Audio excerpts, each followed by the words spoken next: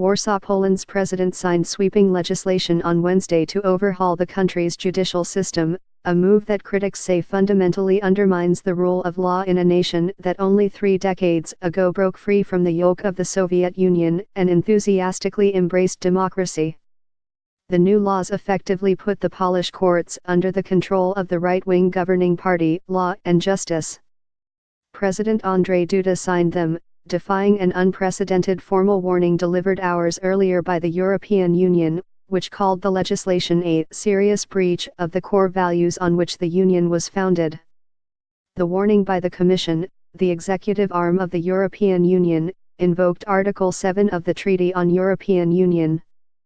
The treaty includes provisions intended to ensure that the 28 member countries maintain respect for human dignity, freedom, democracy, equality, the rule of law and human rights. The decision is unlikely to lead to any immediate punishment like a suspension of Poland's voting rights. For the bloc to issue such a sanction, the 27 other member states would have to agree, and Hungary has already vowed to veto. The president of the European Commission, Jean-Claude Juncker, said on Twitter that it was a difficult day not just for Poland but also for the European Union. He said he had invited the Polish Prime Minister, Mateusz Morawiecki, to Brussels for talks. The warning will also be seen as a clear signal to several other former communist countries, including the Czech Republic, Hungary, Romania, and Slovakia, which are all led by parties that espouse populist policies and which have taken, or are considering, actions viewed by critics as threatening to democracy.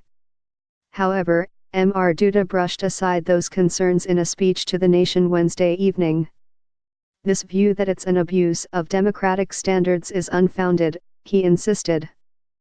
It's the opposite. What is happening is a deepening of democracy.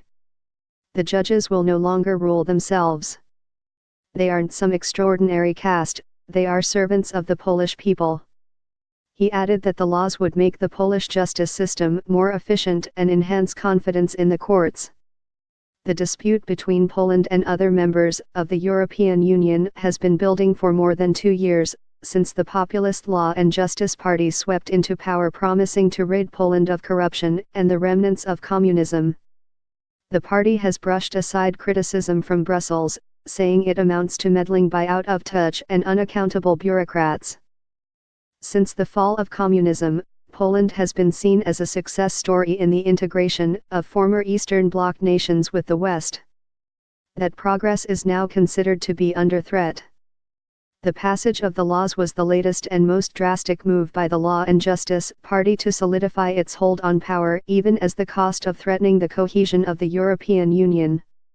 Since taking control of the government in 2015, the party has curbed public gatherings, increased control over the news media, undermined the independence of civil services and the prosecutor's office, and restricted the activities of non-governmental organizations.